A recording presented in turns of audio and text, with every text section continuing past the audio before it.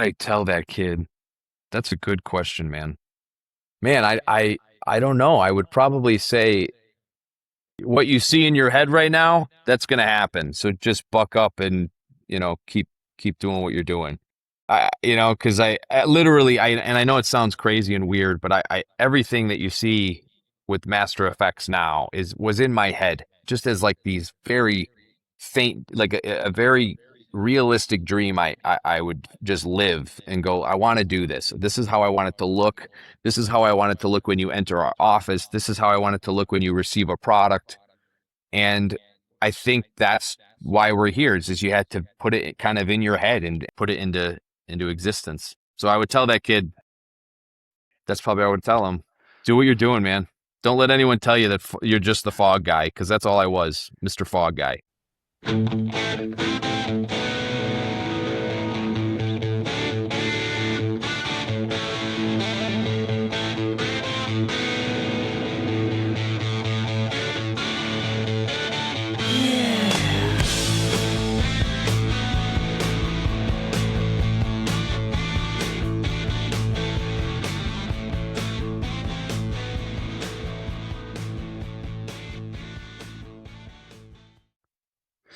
So, speaking of our new again sponsor, Elation Lighting, I'm super happy and proud to have these guys back on board. They're obviously good friends of mine, have been for many, many years.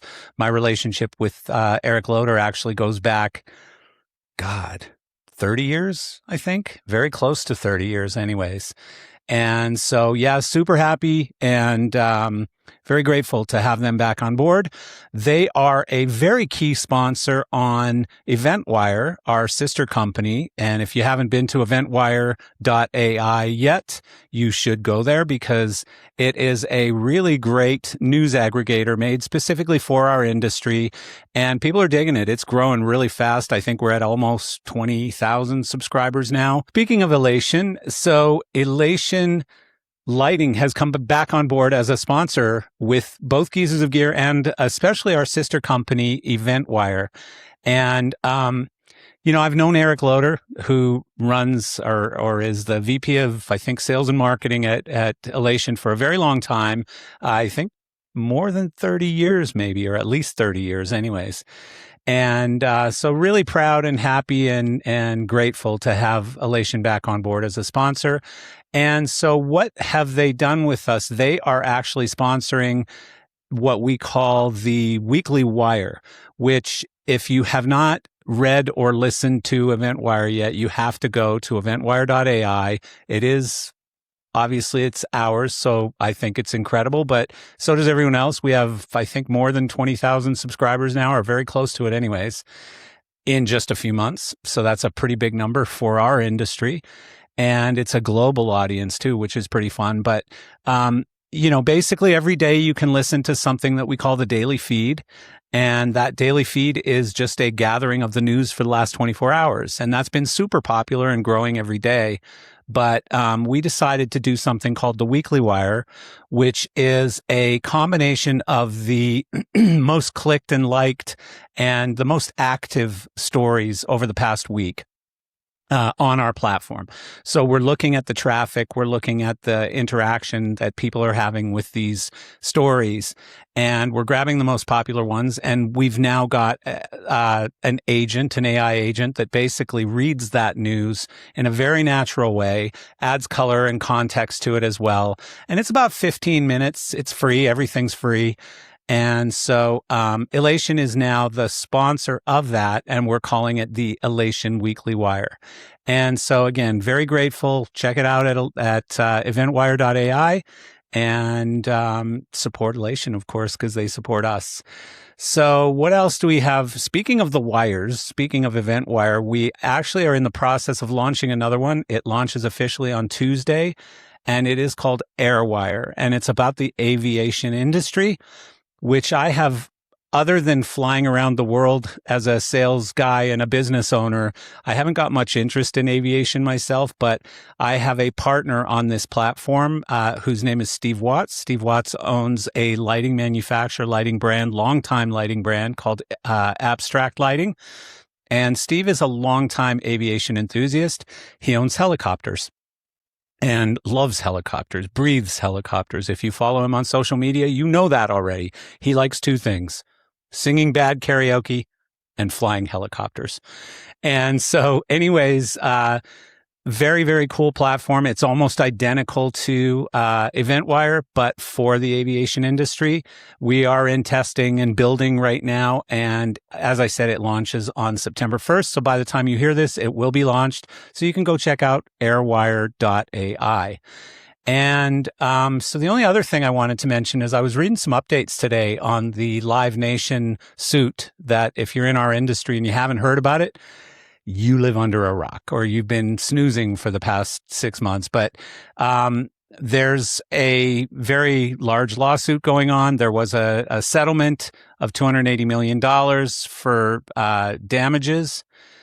Or no, there was a settlement. I forget how much the settlement was, but there's a new basically push by states to change everything, really, to open aspects of the Ticketmaster platform to rival ticketing companies.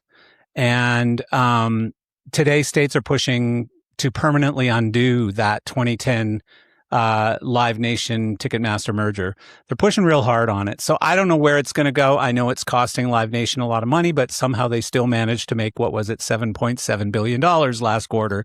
So they're doing okay. They're not hurting, but nobody likes lawsuits. You know who wins in lawsuits, right? The lawyers, yes. So, yeah, follow that one. It's an interesting one that I don't know how much of an impact it's going to have on our industry.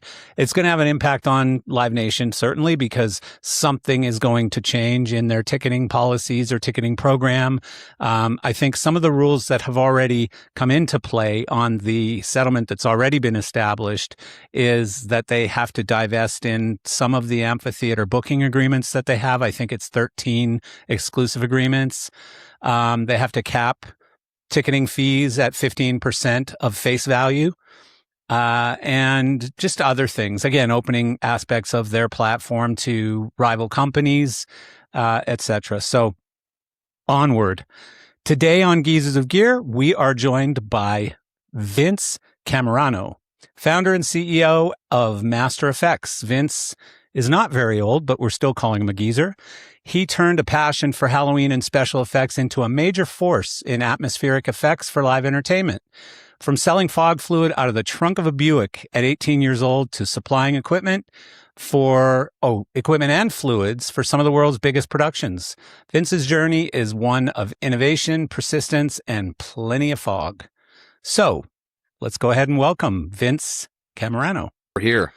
Hey, We're Vince. alive. How are you? Hi. I'm great. How are you? I'm friggin' fantastic. I'm up here in Canada, in Alberta, in the Canadian Rocky Mountains, hanging out in my house here for the summer until it starts snowing in like probably middle of September. Yeah, so no, it's wonderful.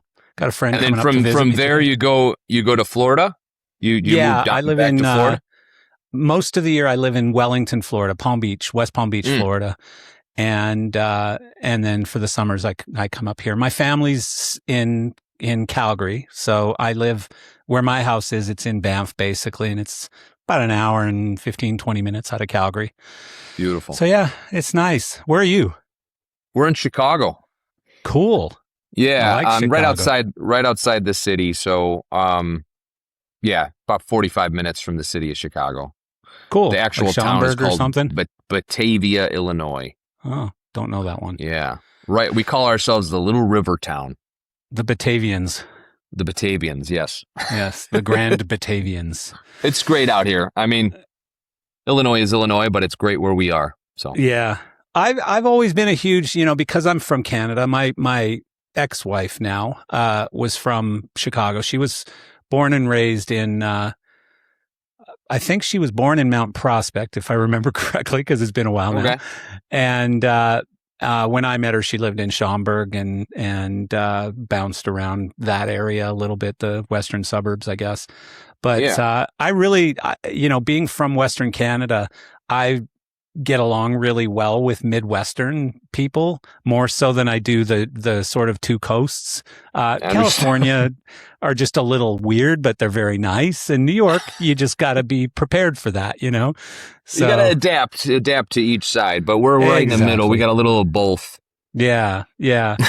You know, and in South Florida, I deal with, I'd say, more New Yorkers than anything else. So I've definitely learned that vibe and learned that culture and stuff. And I'm good with it. Like from a business standpoint, everything moves fast and it's like, you got to do what you said you were going to do and that kind of stuff. Whereas California, it's like, we'll get there, you know? Yeah, absolutely. So, what was I going to ask you? Oh, we were just talking about Rush. So did you get to see Rush in Chicago when they were there? We did, recently? Yeah. 2 nights. I had to go 2 nights. I had to see, you know, different set lists to make sure I got everything that I needed to see out of it. Was it 2 different set lists for the 2 nights you went? It was 2 different set lists, yes. What did they do, 4 nights in Chicago or 5? It was 4 nights in Chicago. Was it 4 or 5? I think it was 4. And was it different sets every night? Is that how they're doing it? I don't know. I think they kind of do what they feel, but you know, the night I went, it was a completely different set than the next day. So the first night I went with my wife and my dad. I took my dad. We sat right front of the lighting console. It was amazing. And then the second night I went with some friends, just childhood friends. So okay, cool. Yeah, good for you, man. You're a little bit younger than me, but of course I grew up a Rush fan and have seen them many, many times. And I'm going to see this show. I think I'm going to see it in South Florida in a couple of months. I think like November or something. They're in South Florida. But I've seen so much video and so many pictures and stuff. It's just such a beautiful show. Like Howard really outdid himself on this one. Yeah, he is. It's an amazing. The whole design, the props on stage, unreal. Yeah, they got they got a new management company for prior to this tour. Obviously, they have a new drummer. They have some new people on the crew. I think it's a new front of house engineer. So they did a lot of changes for this tour, but certainly they went big. And I think initially some people were a little bit surprised going, whoa, you know, you're spending a lot of money for Rush, you know, like Rush is a good band and, you know, they'll come real close to selling out venues, but now they're selling out like, you know, 3, 4, 5 nights in a row. You know, they're killing it. Like they're just killing rumor it. On the street is I don't know if it's true or not, but Sphere came up, I heard a couple of weeks ago. Sphere. The Sphere. Oh, the Sphere. Yeah. I can talk to you off the record a little bit about that. Okay. Great. On the record, not so much. But I mean, they'd certainly fit into the Sphere, you know, with all their visual stuff that they do. And they'd have a real sense of humor about it, too. Like, it wouldn't be too serious, I think. Yeah, you know? I agree. So that'd be really, really fun. But, you know, I have a friend who called me thinking I could get a bunch of comp tickets or something. And he sent me a list or a screenshot of the resale prices because it's sold out in the venue that he wanted to go to. And it's like $2,500. Oh, yeah. I'm like, it's no for joke. Rush? Yeah. Wow. That is unbelievable. You know? Yeah. It's unbelievable. Yeah, it was an amazing show. Yeah. For sure. For nearly 40 years, Pangolin has been driven by a single mission to bring you the very best in laser entertainment technology. Since 1986, they've empowered hundreds of thousands of clients across entertainment, industrial, and creative fields, delivering world-class laser systems that redefine what laser technology can do. Today, Pangolin operates globally with offices in the USA, Central Europe, and mainland China, and their innovations have been recognized with more than 40 awards for technical achievement and product quality. Their technology has also helped clients earn countless artistic awards, powering some of the most iconic shows, brands, and experiences on the planet. They support the world's largest tours, theme parks, corporate productions, festivals, and creators of all kinds, providing technology that serves everyone in the laser entertainment industry, from major productions and designers all the way to beginners just starting out their laser journey. Pangolin is behind the scenes, enabling the moments that move people. Visit pangolin.com today. So, of course, we're going to talk a lot about your business and sort of how you got into business. I both watched another podcast on you, but I've also read some notes that Sarah provided me. And it was kind of all about Halloween to get started, right? Yeah, I would say it's a mixture between Halloween and music, to be honest with you. Those are my two, as a kid, those are like my two loves. And I know it sounds crazy that a kid would love Halloween, but I guess it would be it's more. Not that shocking. Now it's not. Back then it was. Now it's like, oh, Halloween's true. the number, But yeah, I mean, I can give you just kind of the Cliff Notes story, please, how it started.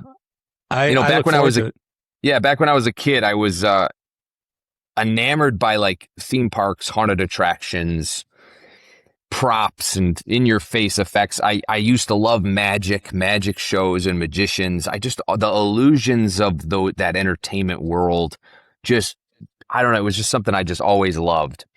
Yeah. And then growing up, my dad was a musician. So that's like on the other love of things. He would have bands over recording in our basement, and he'd be playing live all the time. So that's kind of how I got into like rock and roll, the love of rock and roll, the love of shows and entertainment and fog. And then on the other side, it was magic. Yeah, just stopping you there for a second. So I used to be married to a Chicago woman, and I got married. You were probably barely born, but I got married in 1993. But I went in 91. I moved to Chicago. No, was it 90? Yeah, 91. I moved to Chicago for a short period of time. And I went to two haunted houses. One was in Chicago, and I can't remember the name of the building that it was in, but you'll know, I hope. And the other one was in Milwaukee, and they were both mind-blowingly frightening and so fun. But this was back when they could grab you and stuff, right? Oh, yeah. Like now that's taboo. But both of those scared the living shit out of me. Yeah. The Midwest in general, I feel like I think we adapted that Halloween thing a little earlier than the rest of the world. I don't know what it is, but I think those two scared the living hell out of me. The one in Milwaukee was, if you'd say the building, I'd remember what it was called, the building that it was in. Milwaukee. And same with the Chicago one. Yeah, maybe Chicago would have been Dream Reapers or something like that. Those vintage. Yeah. It was I don't know. I was 1 year old in 91, so I'm not sure. Full costumes, like full scary stuff going on, much less, electronics and props, tons of fog, of course. Yeah. But I mean, they would touch you, and they would follow you and scare the living shit out of you and grab you and all kinds of things. And I thought I was going to die of a heart attack. Like I was scared shitless from this place. Both of them. The Milwaukee one was crazy too. I'll have to remember what those were called, but yeah, it wouldn't matter to you if you were 1 year old. Sorry. Probably not going to haunted houses just yet. Not yet. No, I was actually super afraid of them as a kid. I just loved the idea of it in my head. Like, man, how are they making that fog and the lighting and everything? And then, so long story short, when I got a little bit older in high school, I was like, I really want to do this somehow. Like, I want to build stuff. And I ended up meeting a buddy who actually now works at Master Effects in high school. And we decided, let's do something in front of our parents' house that we could be proud of. So we started, that's all we focused on, was building props and, figuring out how to make haunted attractions in our front yard. And it got to a point where like party buses would show up in front of my parents' house. They'd close the street down. We were on the news. It just that whole thing where we just got really into something. And then when I decided to go to college for music, because that was my other, still is my other passion. I decided I'm going to go there for a year and I'm going to stay local so I can continue to do this haunted house thing and also go to school. So I'm going to school for music, doing this. And it was our biggest year yet. My parents said, you got one more year to do this, and we can't do this anymore. You're destroying our house. People are stepping all over our yard. Neighbors are complaining. The HOA is sending us letters. Yeah, and back then we used to rent fog machines from a place called Windy City Music here in Chicago. I knew John Flaws very well and his brother Randy as well. Yeah, I've known them since literally before you were born. So yeah, very rest in peace. Yeah. Anyway, sorry, that just brought they were just a great friends of ours, and oh my God, John. Well, my wedding in 1993, John loaned me all the lighting for it, and I worked for Martin at the time, and so he loaned me a bunch of Martin lighting, and I had a few drinks in me during like the dancing part of it or whatever, and I kept trying to grab the mirror and put it in someone's eyes, and I snapped the mirror. So I remember like a few weeks later when I was back in the office and stuff, I remember the parts guy coming to me going, "Do you know anything about this?" And it says free mirror 'cause Marcel broke it. And I was like, "I do actually. Yeah, you can go ahead and fill that order, you know." That's hilarious. So, yeah. Yeah, but we used to rent F100 fog machines. I mean, that's how big we were into this. We'd have like 4 or 5 of those. The whole town would be fogged up. But anyway, we noticed a lot of the people were complaining about the fog, where that was the only complaint. We'd have a little box jar and people were like, "The fog, it's itching my eyes. It's blah, blah, blah." And one year, like 90% false, by the way. Like, we got those from all the actors unions and guilds and all this different stuff for years. And I agree. And most of it's not true. Most of it's not true. Some of it is true. But we're like, this fluid is so expensive. We're like, why is this fluid so expensive? And we kind of went down a rabbit hole, and I long story short, we ended up creating our own fluid as our first product. And it was called Code 6 because that was it was the 6th sample. We still sell that product to this day, but Code 6 was our first product because it was the 6th sample that I made and tested and was like, this is amazing. It lasted in the air for 2.5 hours. It was using only FDA approved chemicals. Everything was domestically sourced. And it was awesome. Anyway, we started making it, and that's how Master Fog was born, which was the previous name to Master Effects. Yeah. And I just started this company as kind of a, hey, if you need some fog, let me know. Like I drove a 93 LeSabre around town, and I would open my trunk. I delivered to haunted houses and nightclubs and places like actually Windy City started buying from me. You performance That's lighting. Why they stopped buying from me. Oh, No, sorry I'm just about kidding. that. I'm You kidding. worked for I'm Martin. kidding. My bad. I did. Yes. For over 30 years, Elation Professional has been engineered and developed right out of Los Angeles with one goal: delivering tools that never compromise. We're talking about a company that built its reputation serving the biggest setups on earth, from Taylor Swift and Coldplay to Coachella, Disneyland, and the Olympic Games. Their philosophy is simple: details rule and keep it intuitive. They engineer moving heads, static LEDs, and atmospheric systems with the end user in mind, backed by a global service network that treats you like a partner, not a serial number. Whether you're lighting a stadium tour or a regional theater, Elation is built on a mission to deliver the extraordinary. Check them out at elationlighting.com to see how they're redefining the future of lighting. That's www.elationlighting.com. So another funny side story. So when I first started working for Martin's distributor in Florida, they were the distributor for North America for Martin. And at the time, it was mostly fog machines and fog fluid and some lighting effects and stuff. And RoboScans, Martin RoboScans had just come out. So you may not know much about those either, because that was a long time ago. I do know a lot about those, actually, which is hilarious. One of my customers was Chauvet. And Mr. Chauvet himself would call me up and say, "Hey, Marcel, I need you to bring me over some fog fluid, man." And he had this tiny little, the like strips of like storage things that people were using for offices, and it had a little roll up door and stuff, like probably, I don't know, 10 feet wide and 15 feet long or something, 20 feet long. But he had one of those, and that was where Chauvet started. And, I mean, and they were buying fog fluid from us. And at the time, they were really only selling like some imported fog machines and some rope light and little spinning DJ effects, a few of them. And, but they were very, very small. And, so yeah, I used to sell him fog fluid all the time and deliver it over to his shop because it was on my way home, basically. So Nice. we started the same way. This is amazing. This is the first time I've met someone that's been delivering fog fluid out of their car. This is Me. no one understands. It's a struggle sometimes. Yeah, it is a struggle. It is, and somehow we've both built careers off of this meager beginning. You know, as long as you're not still delivering fog fluid out of your car. You know what? Sometimes I have to, but that's only to really, really, really close-knit people. Like if they're like, I'm an emergency. All right, I'll get you a case. But you're a popular guy around Halloween because they're like, they pull their fog machines out of the attic or whatever, and they're like, oh shit, I forgot to get fluid, because I do that every year, and I end up going to Spencer Gifts or something and ruining my fog machines. But you know, if you forget.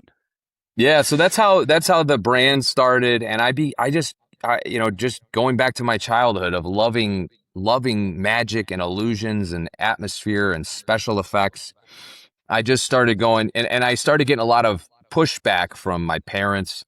People that are like, how are you going to make a living selling fog fluid one time a year, you know? And my mind had, like, I had my vision for this whole brand was kind of in my mind. I said, I just knew where this can go. And I knew what I wanted it to look like and how we wanted to be perceived by everybody. And I just decided right then and there, I'm dropping out of college. I'll do music on the side, and I'm going to just pursue this, whether anyone tells me they don't like it or not. And I did, and it's been the best decision of my life. So good for you. Good for you. And I think I saw on another podcast too that your wife is involved as well, which is super fun. Like that's just awesome. And she's our CFO. She's an amazing person. She seems to know a lot about the business too, you know, like I saw her talking on this other podcast and she knows her shit. Oh, yeah, she does. Yes, she does. Yeah. So you originally started with fog fluid, and how, like, did you have an expansion plan, or was it all just kind of by accident that then it turned into other things? Well, I mean, I have a background in electronics too, just from doing animatronics for Halloween and props and stuff, making things automated and figuring things out. Wow, you were full on. Yeah, man, animatronics. You were doing at your parents' house. Oh yeah, moving heads and talking skeletons, and I mean, this wasn't just like a little tiny. This was like, I don't want to say it, but I would say theme park-esque type stuff. Yeah, we would Very cool. We would start in June. I mean, it was an elaborate effect. Damn. But I had no money, still living with my parents and making Halloween stuff. I don't know if that would have lasted too long. So, so the fluid thing, you know, my main goal in the beginning was obviously, you know, I can't just sell fluid. We need to figure out a way to make machines, figure out a way to make actual equipment. And the fluid was kind of a kickstart to that. Like, well, this will bring in some funds for us. We can, you know, people don't like the fluid they're using because it doesn't last as long and it's too expensive. So we can start with fluid. So then from there, we were like, okay, well, let's make different fluids, low-lying fluids and haze fluids and bubble fluids and snow fluids. And we started making flame retardants because we noticed that the pyro companies that were buying from us needed flame protection for all their pyro rigs and stuff like that. So we started doing all this consumable-based products, and right when we moved into our first location, my other best friend from childhood, I've known since I was 3, just graduated from college with a mechanical engineer background, and he's like, "Hey, I'm looking for some part-time work in the summer. You know, what you got going on is really cool. Can I come and be a part of it?" And Jesse came. His name's Jesse. Came to be a part of it. Day one, it's just clicked. We just started. I'm like, I want to make machines. How could we do this, man? And our first line of machines were born within a year, which is our Prodigy series, which that was the kickstart to our actual equipment line. What year would that have been, Vince? So that would have been 2016, 2017. And so instead of just importing a line, which most companies would do, you actually designed your own and had them manufactured? Well, we assemble partially them in-house, and our PCBs and stuff is a little difficult, but most Yeah. of it's assembled here in Chicago, Illinois, and we're very Yeah. proud of that. Um, but that was the first thing in the industry we noticed is like we can easily just put our name on something and continue to go, but where's the problems in the atmospheric world? No one's ever reinvented the wheel a little bit and shook it up a little bit, and that was our main goal. Was like, let's take what customers are complaining about, what we are complaining about, because we were users of the equipment too, and fix it. And we did. And when you use a Master Effects machine, you know you're using a Master Effects machine by the way that it talks back to you, by the way that you're utilizing the equipment. It's not just the afterthought anymore. Hmm. Our products Interesting. are now the thought when it comes to special effects, and that was our main goal, and that's what we believe in, and it's transpired to all of our machines now in our So line. in those machines, are you building them to rent, or are you building them to sell, or both? So mostly it's for sale. So we Okay. manufacture the units in production companies, production companies, Halloween, haunted house. All of our customers that use them will purchase them, but we also have a rental line as well for some of our more out of reach products. Yeah. Yeah. So you went from fog fluid to fog machines and then, so at that time, was that all a sales business, or were you still doing haunted houses yourself and you were a customer of your company too? No, the haunted house thing stopped so I can focus 100% on this. Yeah. Right when my parents said you couldn't do it, it was either A, find a building to do this in. And I had a good sense from the beginning, just through my history of working with people and having other businesses before Master Effects. But I just knew that the haunted house thing, I wanted a better kind of thing for myself and my family in the future. I'm not saying that some haunted houses are super successful when they do it. I just didn't want that stress. I didn't want to get a building for a month out of the year and hope that things were going to work. I wanted something more sustainable. It's a rough business because you really do have to hit it hard. Or you lose money for the whole year because you literally have a month to make your entire year of revenue, right? So that's and then my love, scary biz. My love for music too. Like I could also get in on here, like the places I'm playing. Back in the day, we would play a show, and I'd pass the card out to the LD in the back and go, "Hey, you guys, your haze kind of sucks here. Here's my card." Oh, that's cool. And then it started from there. So it's cool because now I get to see. I see the best of both worlds throughout Master Effects. So where'd you go after fog machines? So then we decided we needed a hazer, and that's when the Mystic Haze series came about.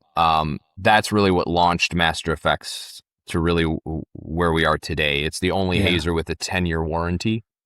Wow. And people are still using the hazer to this day. I mean, it's our flagship product for Master Effects. Yeah. Mm-hmm. Huh. And then what else? And then from hazers, we went on to snow machines. We went on to confetti blasters, and then low-lying fog. And it just kind of, then we went on to custom integration. So the company now has a custom integration size where we're integrating into theme parks and themed events, even touring where if they need fluid distribution up to truss or whatever. So it just kind of went out from there, and there's a lot of big plans on the horizon for other effects that are coming out soon as well. So it's pretty exciting. So you haven't got into any pyro or explosives of any kind or cold spark or anything like that? No, Master Effects we're going to stick with the atmospheric side of things. And I think leave the pyro to some of the other suppliers out there. To the crazy people. No. There's already great options out there. And for us, it's just, we're trying to create sustainable products that are easy to use and reliable. And I for now, we're not going to dabble in the pyro world. I'm very close with Stephen Vitale, the CEO and current owner of Pyrotechnico. And the complications involved in that industry are just so many. Like you would think that buying and selling of explosive is going to be pretty hard anyway, but the transportation side of it is just brutal. Like the amount of rules and regulations you have to follow just to transport a show is really crazy. So, yeah, he's always telling me, it ain't as easy as it looks, Marcel, because I just think, you blow shit up, you put it in like these metal cans and you blow shit up and it's fun, But there's a lot to that business. There's a lot to that business. Yeah. So, where is the company at now? Like, so you've now been in business for what, 20 years or 15, 17 years? It's coming on like to that? be 15 years this September. Yeah. Yeah. And still growing like crazy. And yeah, we've been through 4 different warehouses and factories right now as far as where we are. And this is the biggest expansion we've had. Last year, we just moved into a 40,000 square foot facility. Where I'm sitting now is a part of it, but our offices are getting renovated, so we're just kind of all over the place right now. But and this so is you the do biggest thing. Manufacturing, distribution, sales, it's all from the same facility? Yeah, and we take pride in that. Everything's cool. here, service is here, sales is here, and then this new expansion is really going to bring us to that next step of where my vision was in the beginning. We have a full dedicated demo showroom that's 15,000 square feet where we're going to be able to finally be able to showcase our products the right way. Yeah. It's a beautiful space. When people are, I know I'm just sounding like I'm playing stupid or something, but I really am stupid. I haven't sold fog machines in a long time. And I do know that today, because I have a used equipment marketplace that I own, and I see machines coming through that are $3,000, $4,000, $5,000. And then I see other machines coming through that are $300 or $400.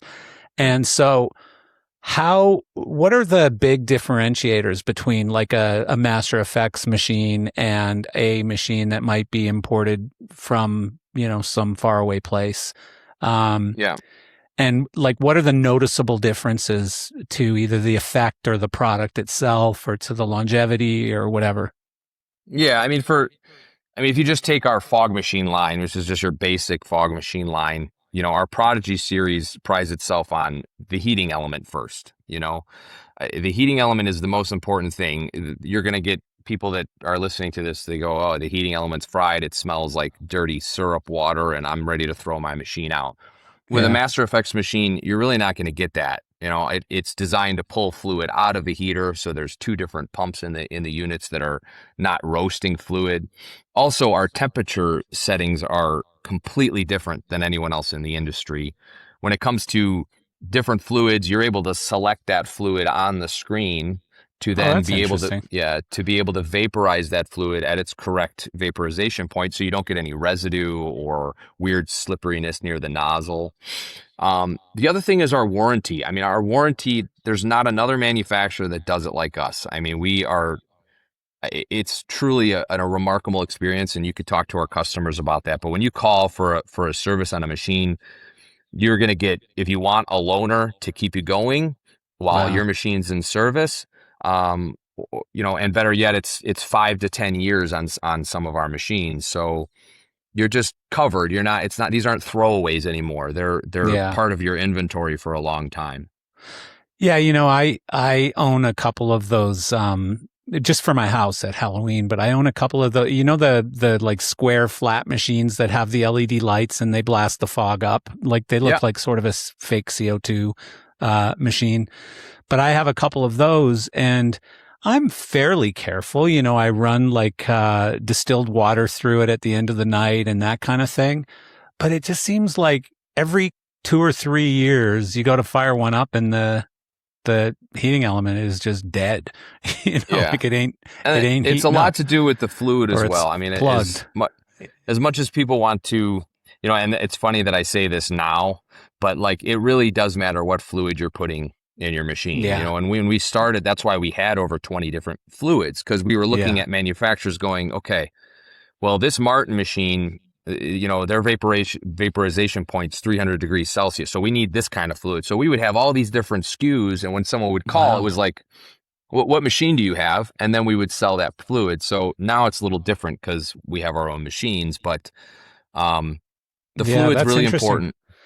Well, You know, I'm gonna hit you up for a deal on some fluid because you got it. I'm gonna order proper fluid this year because it always happens where my fiance will say oh, we gotta set some stuff up for Halloween this week, and I don't go crazy. I used to go crazy, not to the level you went crazy, but I had an LED lighting company.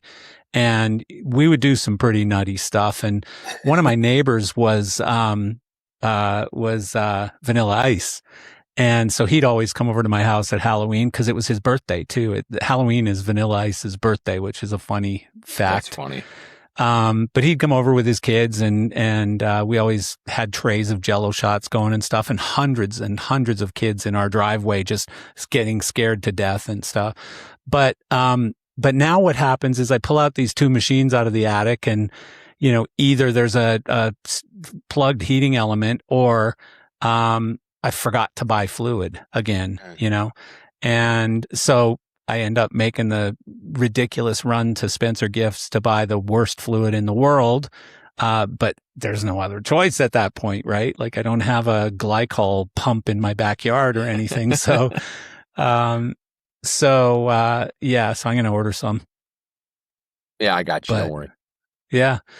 Do you ever get any, cause you're dealing with theme parks and tours, you said, and do you ever get any wacky, like, can you do this? Yeah, all the time. Our custom integration side gets everything you can think of from, can you make a joint smoke, like a huge life-size joint smoke? We've done that before. Yeah. Can we? Yeah. Yeah. Of course you can. And then all the way to, can the fog not move? We'll get those questions. And That's we're a good like, one. yeah. So, Yeah. we try to take what's in the designer's mind when it comes to integration and really try to do the best we can. But with atmospherics, Mother Nature's going to do whatever it wants sometimes. Yeah. So. Well, and I mean, especially when you're in a venue and, the air is moving. Or an outdoor show. Like in an outdoor show, they'll be like, well, why isn't the fog hanging around on the stage? Well, there's a 20-mile-an-hour wind. That might have something to do with it. Yeah. So, but we have cool ways around that and making sure that if there is a windy show, we educate our customers properly. I think that's the other thing that separates Master Effects is like back, before Master Effects was around, you had to go to your lighting supplier for atmospherics. And we don't specialize in any of that. Like we don't specialize in black lights, lasers. We are specifically catered to special effects like atmospherics, confetti, snow, bubbles, and, some other stuff that we got coming out. But that's what we want to focus on. We don't really focus on the other side. And so when you come to us, you're almost coming to a specialist in this realm, and we make sure that you got what you need. So yeah. Delicate Productions. Since 1980, Delicate Productions has mastered the art of lighting, audio, and video in high-energy live settings, from iconic music festivals to global tours, corporate launches, award shows, sporting events, and beyond. For Delicate, the only way to get it right is to get it just right. With precision, creativity, and full-service production capabilities, they turn bold visions into moments that linger in pop culture's subconscious. Need a single touring partner to handle audio, lighting, video rigging, and production design? Delicate delivers it all flawlessly. Located in the greater Los Angeles area and part of the Live Events Productions Network, Delicate has access to a deep nationwide inventory of gear and is powered by a highly skilled team amplifying your tour's full potential. Whether you need rigging, production design, or end-to-end show management, they deliver it all seamlessly. And it doesn't end there. Delicate delivers a full 360-degree production experience by teaming up with sister company Pyrotechnico, experts in fireworks, special effects, and drone light shows. Together, they create truly immersive, multi-sensory experiences that elevate every show. Visit delicate.com to see how unforgettable events get made. That's delicate.com, where technical brilliance meets creative impact. Is touring growing faster than anything else, or is what part of your business seems to be the highest growth right now? It would definitely be touring. The touring business Yeah. is huge for us, especially with EDM festivals and that area of business is They rocking. just keep getting crazy bigger, and the amount of fog like that an EDC must use, I can't even imagine. Yeah. It's incredible. It's truckloads of fluid and machines. Really? Yeah, they want their fog and haze now. So you worked with EDC this year? We work with the production companies that put it on. Yeah. Yeah. Wow. We don't work directly with them, but EDC and there's just all those festivals, and now we're starting to do a lot of stuff overseas. So that's been pretty incredible to see that different side. You're shipping fog fluid and stuff to like Europe and stuff. Yeah, really? Like a lot of our production companies that we deal with here also do stuff overseas, and they just prefer to use what they're used to. So wow, they'll slow boat it over. But we have an Australian distributor now that we're starting to grow our international presence to get our products because people want them. So let me ask you, and you can tell me if you don't want to or can't answer this. So when you've got a distributor of your fluids in Australia, are you just licensing them to manufacture the fluid in Australia? Because you can't be shipping 90-something% water over to Australia, are you? I wouldn't say it's 90% water, but at the end of the day, we are shipping the complete product. That's interesting. Because even Martin back in the day when they owned a huge part of the fog fluid business weren't shipping fluid overseas, because it just didn't make any sense. Yeah, for right now, we are shipping the fluid just because it's that's how serious we are. It's that specialized. Yeah. That's amazing. Yeah. Also, a lot of the chemicals that we use, you can only get domestically here in the U.S. Yeah. They just don't offer it in Europe or Asia or anything like that. So we're a firm believer that it's a huge part of our effects. So that makes sense. So you weren't born a CEO, did you? You had to learn that role, I'm guessing. Yeah. Any special challenges? Oh man, it's been a heck of a ride. Let me tell you that. But any special challenge? There's a challenge every corner. It takes a special person. If you're not cut out for it, don't get into it. Yeah. Well, I mean, I'll give you an example. I thought I was, so I really helped Martin grow to a point that they did. And then I left and went and did some other things. And then in 2002, I started my own official entrepreneurial journey because I now owned 100% of the stock of my company that I started. Right. And I started it from, whatever coins were in my pants pockets, basically. And, I thought I was doing really well, and I was. It was growing every year over year was just going crazy. And I remember fairly specifically around 2008, I was planning to go sort of from here to here, and I hired a bunch of people to get from here to here. And I didn't see this crash thing coming at all. Like I didn't pay attention to outside money markets or financial trends or any of those things that were happening because in general, they didn't impact my business because I sell used equipment, so when it's good, it's good. When it's bad, it's pretty good, so people are either looking to buy things when they're busy or to sell things when they're not. And either way, I'm in the middle of that. Right. But then that whole crash happened. And all of a sudden, for the first time in my entire career, I think I lost money, and I lost almost $1 million in, I think it was 2010, if I remember correctly, because it was we got a slow sort of punch in the face. Like we didn't get punched in the face right away in 2008. We kind of got a residual punch in the face. And I learned so much from that. Like I learned all of the things that I didn't know, or a lot of the things I didn't know. And then unfortunately, I've learned it even more a couple times since then. But I get what you're saying. Every day. Yeah. I mean, COVID was really the punch in the face for this. Yeah. And but luckily I had Erica, my wife, who's still with us to this day, thank God. But she put in me right when we started together.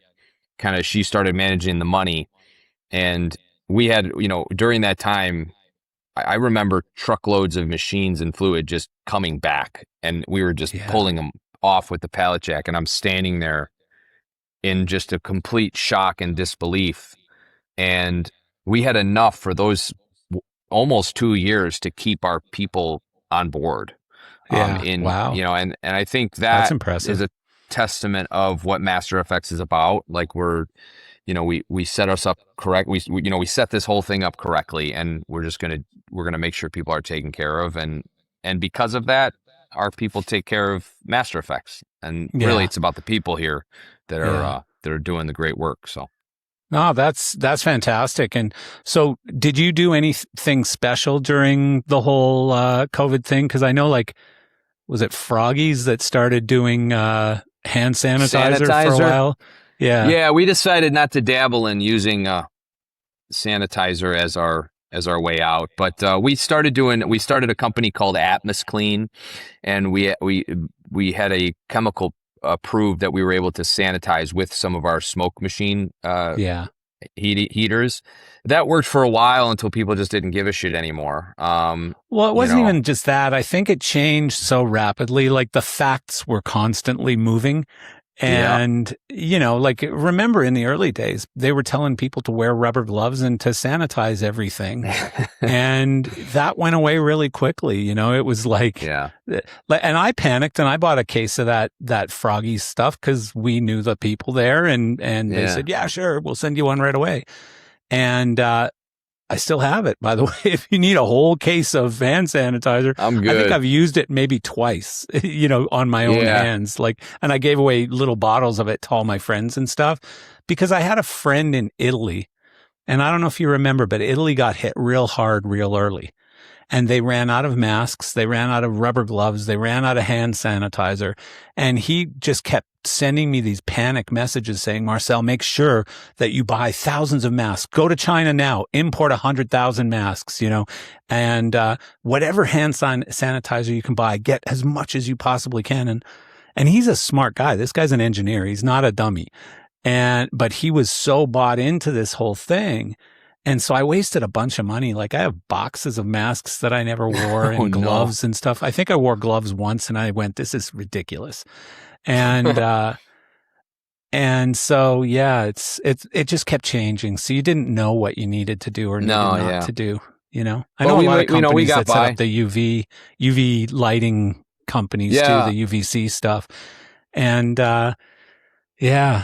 it's, but I learned a lot from that. I definitely, at the end of the day, it gave me some appreciation towards business and how to run a business, how to run a team, how to lead a team. And at the end of the day, I'm glad it happened, to be honest with you, for my sanity. Yeah. There are certainly things that I'm glad about. For me, it was devastating. I can't say we were prepared for it. We weren't. And so it was devastating. We're still paying for it today, to be honest.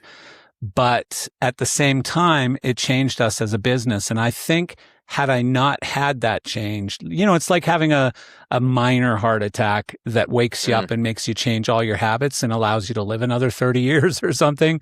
I think that's what it became for me, was sort of a little more than a minor heart attack, but it may have in the long run saved us and turned us into a much better company in a sense. But yeah, very, very challenging. Yeah. Super challenging. So you can't tell me what's next, obviously, because there's a lot of secret stuff going on. But, as far as your place in the industry, live events, I'm constantly sort of scratching my head on live events, because every time,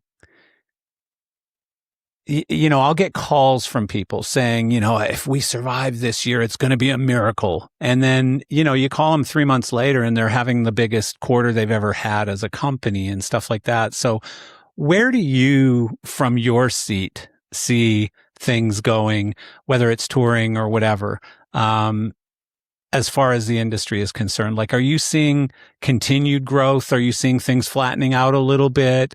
Are you seeing it just nuts? Like, what are you thinking? What are you planning for? Massive growth or humble, moderate, slow growth? Well, I think humble, moderate, slow growth is really who wins the race. That's how we built Master Effects for the last 15 years. You know, we didn't decide to OEM 8 different machines and come out with all this stuff at once. It's just 1 or 2 products a year, every year, building our team slowly, 1 or 2 people every year. And that just, it's just compounding interest. I think we're really happy and excited for the next 15 years. We've set ourselves up for success where, you know, our products are just going to become we have some amazing products on the pipeline that are, I think, going to change the industry. But when I look at the industry as a whole, you know, we see the things that really are just never going to go away. Like, people are not going to stop going to Disney World. People are not going to stop going to Universal Studios. You're not wrong. We're good there. People are not going to stop going to see live entertainment. But at the end of the day, I think people need to start paying attention to the up and coming artists that are trying to get to the seats and the levels of production that you're going to see today. Like, you know, a lot of these rock and roll guys, they're ending their careers soon. And a lot of these production companies bank on those tours that they've had for a long time. And I think we need to start, you know, opening up that web a little bit and adjusting costs for the newcomers so that they could also be a part of that web. And if that makes sense in a way, you know, I'm trying to explain it the best I can. No, but there needs to be a road to get from here to here as far as artists are concerned. And, you know, it seems to be the gap is getting wider, not narrower. Like the gap, you know, and that's why you're seeing a lot of smaller bands cancel tours while bigger bands can't extend them far enough. Like, it's just like they could quadruple the price of their tickets and they're still selling out stadiums and stuff like that.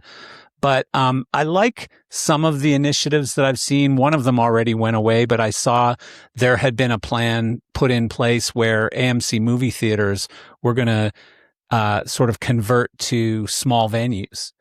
And then they were just going to very aggressively book up and coming artists into those small venues, whether they were bands or comedians or whatever they were. And I thought, what a great, you know, sort of mixed use or reuse of those facilities, because nobody goes to movies anymore. So, what a great concept. And then I guess whoever was backing it must have pulled out or something, because it seems to have gone away. But, you know, I think that kind of stuff needs to continue happening. You know, it's just like you used to discover artists. And again, I'm old, so I used to discover artists on the radio, because that was all you had. And, you know, now between Spotify and satellite radio and all the different things, you can kind of listen to whatever the hell you want to listen to. So you don't discover as much stuff. You know, it's not and don't be fooled, because you never know. The other day, I was listening to Spotify and I was like, well, who is this band? And I'm like, they're pretty good. Yeah. And I'm like questioning myself, and it's not even a band. It's AI. It was AI. Yeah. And I'm like, I'm done. I'm tapped out of this. Don't feed me that shit. Yeah. You know? But you know what? Some of it's good. Like, and I'll tell you, sometimes like my fiance will put on there's this one there's a bunch of YouTube stations for AI music, but there's this one that is, not Jamaican, but reggae versions of like pop songs of popular, whether it's In the Air Tonight or like any kind of popular, whether it's a classic rock song or a pop song or something. And it'll just be reggae versions of that. And it's great background noise. You know, she'll just put it on and I won't even notice there's music on the whole day. It's just there. You know what I mean? It's just mind numbing. It's mind numbing, and it's okay. You know, obviously AI, that's one of the things that it's done to music, is really flattened it out and made it pretty drab and boring, and it's okay, you know, but it's not amazing. It doesn't have the feel of real music. I think the same thing's going to happen to movies. As we start seeing AI movies come out, you're going to see a lot of good movies, but they're going to be like Netflix good. You know what I mean? And they're going to be all basically the same. Like, they're all going to be at this level. No really bad ones and no really good ones. And Yeah. I just think that that's where it's going. But speaking of AI, do you use AI as far as like helping you to calculate like hang time on fog and things like that, like some of the technical aspects of what you're doing? So I'm a stickler when it comes to AI here at Master Effects. There's some ground rules for our people here that they can and cannot use it. Like you can't use it to write an email or something like that. Like we're not there. We're never going to do that. But as far as like our mechanical engineers using it to speed up workflow, I don't mind that. You know, if we're coding stuff for, you know, we use it for our internal inventory system for, you know, keeping our parts and all that kind of stuff in order. We use that to kind of code some stuff to keep that clean. Mm-hmm. But I'm pretty, I'd like to say I'm about 25% usage right now within the company. Yeah. But not on product design, like, because that's where I find things like Not engineering and product design and stuff like that's where it can take a lot of information and figure it all out and put it sort of out in a nice, simple view quite easily and quickly. Yeah, I mean we're using the dry erase markers still, so let us do that until we start there on a napkin on the wall and start using our mind to dream about what these products look like, how people feel and touch them, and then if we need to use AI to show us a quick rendering or something quick, we don't mind doing that, but it's definitely not going to spit out a full dimensional drawing with screw holes and specs like that. Yeah. But interesting. Yeah, that's interesting because I find the opposite to be true. You know, I think the more complicated the problem, the more impactful AI can be in solving the problem. Cancer. You know, I think cancer is a perfect example of a very complicated problem that we've spent trillions of dollars trying to solve for how many years, yet still, you know, way too many friends and family are dying from cancer. I would bet that in the next not very many years, we're going to see cures for cancer. So, I mean, my dad just, he had a test procedure done and they healed his bone cancer, you know? Geez, I'm sorry to hit close to home. I mean, I should be more careful about using that kind of an example. He's doing great. He's in remission and everything's great. But like that was a hard 4 years. But he was a candidate for one of these new immunotherapies, and wow, they cured his bone cancer, which is crazy. Congratulations! Wow, that's incredible. Good on him, man. Good on him. But you know, my mom's got dementia, and unfortunately, it's going to be too late for her, but I see dementia being solved soon. I see that would be nice. all kinds of these problems that have been very complicated, very difficult problems. And again, AI is not the end all be all of everything. You know, there's a lot of really crappy AI out there. They're supposed to be taking boxes off the shelf, not putting them on it. I don't know what they're doing. What's he doing? Yeah, they're supposed to be shipping them out the door, not putting them on the shelf. Come on, man. Hey, Rye, can you get out of the frame, you mind? No, it's all good. Unless you want to come say hi, Ryan. You want to come say hi? That's our marketing director. All good, don't worry about him being in the frame. I wouldn't worry about that. It's all good. As long as he signs off on the, image rights and stuff. No, he's doing a great job. In case he becomes famous. Oh, he will be. He'll be famous. Yeah.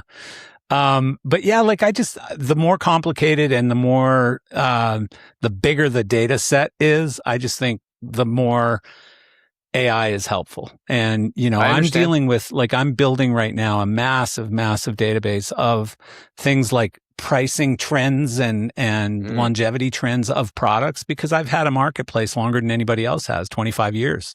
And so we can tell you what something sold for in 2002 versus what it's selling for today. You know, did that go up or down? Is it still in existence? When did it go away? All of those things.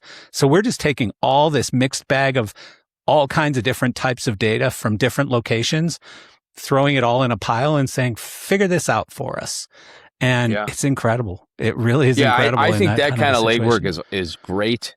Yeah. I'm just, where I get anti is when, like, you're trying to if I give it a music like an acoustic song or something, and then you make it Yeah. into a whole song, I'm like, nah, come on, let's get some people in a room and make some magic. I tend to agree with you. And, But but like, yeah. So that's why I wonder. Every day I'm thinking about how it's going to impact our industry and I how it's agree. not going to impact our industry. And when it gets to the creativity in our industry is where, it's sort of a like, nope, dead stop. We're not doing that. Yeah. So it's going to be interesting to see when you see lighting consoles done without lighting Well, and that's the thing, operators. right? Like anyone, it kind of happened in like the DJ world where anyone could be a Yeah. DJ now. Yeah. LDs, it's an art form to It learn these is. consoles and to use these lights and to figure it out.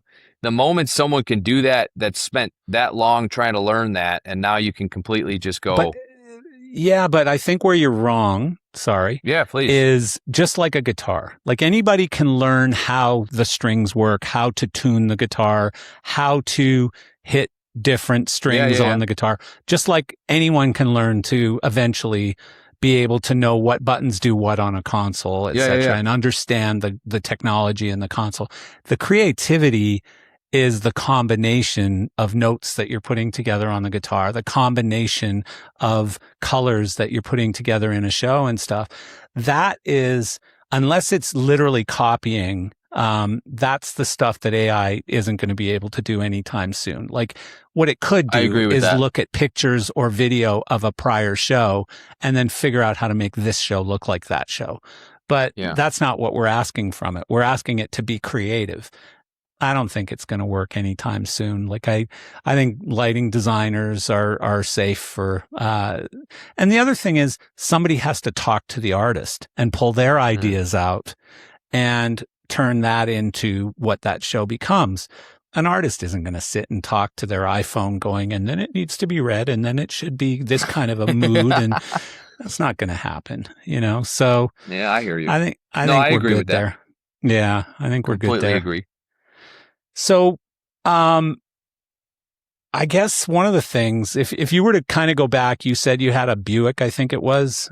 If you were to go back to that, however old you were, 17, 18 years old, standing next to that trunk full of fog fluid, what would you tell that kid if you could go back there right now? What would I tell that kid? That's a good question, man.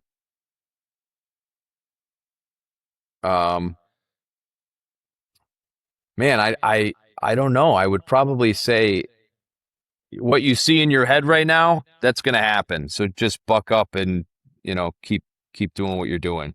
Yeah. Because I literally, and I know it sounds crazy and weird, but I everything that you see with Master Effects now was in my head, just as like these very faint, like a very realistic dream. I would just live and go, I want to do this. This is how I want it to look. This is how I want it to look when you enter our office. This is how I want it to look when you receive a product. And I think that's why we're here is you had to put it kind of in your head and put it into existence. So I would tell that kid, that's Do what probably you're what I would doing. tell him. Do what you're doing, man. Don't let anyone tell you that you're just the fog guy, because that's all I was, Mr. Fog guy. I mean, the most successful business people and I think founders and CEOs in at least from an entrepreneurial standpoint, are those people, the people who are a little bit stubborn, a little bit, you've got a vision and, like, I don't know, do you know Michael Strickland from Bandit Lights? Oh yeah. Mad respect for that man. Yeah. So Michael, one of his, he didn't write the saying. I'm sure 1,000 million people said it before him, but he always said it. So it sticks in my head as a Michael Strickland quote, but he always said, you never win till you, or you never lose till you quit. You don't lose until you quit. And I think that the most successful entrepreneurs, the Elon Musks of the world, are the people who have an idea and have 1,000 people telling them how crazy it is and how it'll never work. And there's one person telling them that it will work and that it isn't that crazy. And as long as you stick to your guns on that, like sometimes it really is just a dumb idea. Let's face it. I know some people who have had some dumb ideas. I've had a few of those dumb ideas myself too. But that's the other thing. Like, not every single product, not every single idea is going to be perfect. Not everything you try, not every employee you hire. Like, you're going to hit some bumps along the way, and you adjust and you put it in your memory, just like you would in Chat GPT or something. Never do this again. And you learn from it, right? You know what else I feel is, I think this is a manufacturer problem, and I think I try to identify this because it's hurts me in the long run. But like a lot of manufacturers, you have all your departments, you have your people in the warehouse doing the dirty work that are making the machines and making the lighting or whatever, putting things in the boxes, your sales staff, your marketing. When's the last time you used the product? When's the last time you got in front of it? That's what the excitement is. And here at Master Effects, I try to put that into our team's brain of like, sometimes I'll be in the office for weeks doing stuff for, new products and helping the design team and this. And I'm like, wait, when's the last time I was in some actual atmosphere, in some fog? When was the last time I pushed a button on a machine? And I now it's like today, I always make sure weekly I am using the products, Good for you. Yeah, we're not smart. just, sometimes you can get stuck behind a computer and you're not actually like doing what your customers are even doing. You know what I mean? You're just sitting here looking at numbers all day long. So generals occasionally have to visit the front line and stand there shoulder to shoulder with their guys and look at the battle, beyond the battlefield and see what's going on. But you're 100% right. And I get involved, when customers send me an email directly, whether it's to say thank you or to complain, I always respond to them and I ask them more questions. And I want to know, because if we screwed up, I want to know how, and I want to not do it again. And if we did something right, I want to do a lot more of that stuff. So, it's good. It's good to stay connected like that. Cool. Well, I'm happy you did this. I learned a whole bunch. I thought I knew a lot about the fog business because I used to be in it, but it was a long time ago. And I keep forgetting how old I am and how far back a lot of these memories are, but some of them are a long time ago. But yeah, I had some interesting situations selling early Martin fog machines because I will be the first to admit they weren't all great. And, some, like, I remember a theater calling me once saying it caught one of our drapes on fire. And I was like, I don't think it's supposed to do that. I really don't think it's supposed to do that.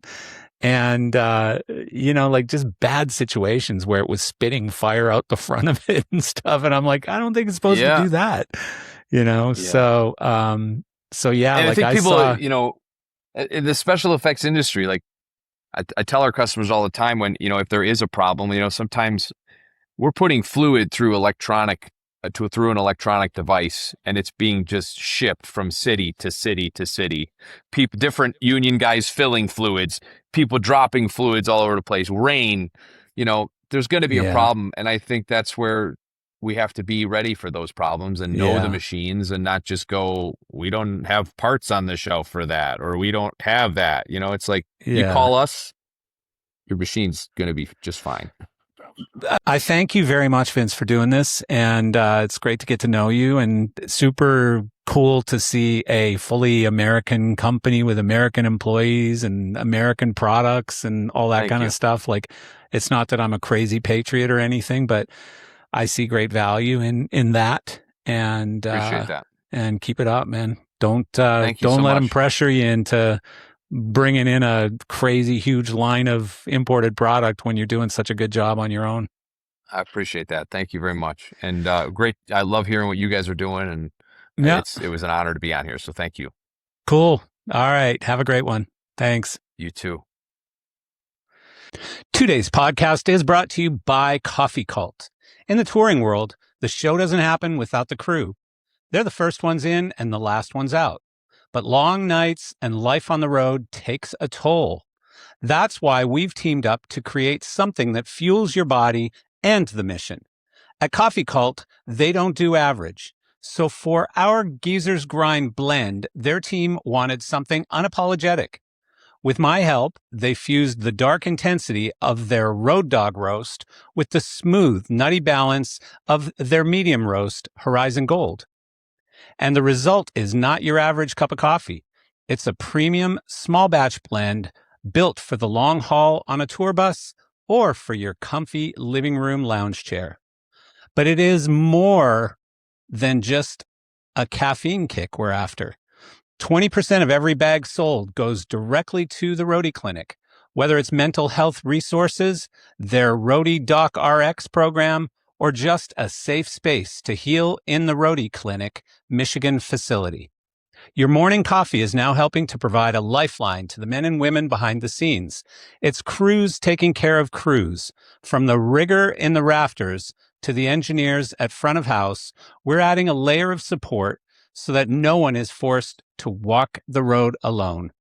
Visit theroadieclinic.com and head over to Coffee Cult, coffee with a K, cult with a K.com, and grab a bag of Geezer's Grind today and support the world's roadies. Fuel your day while supporting your crew.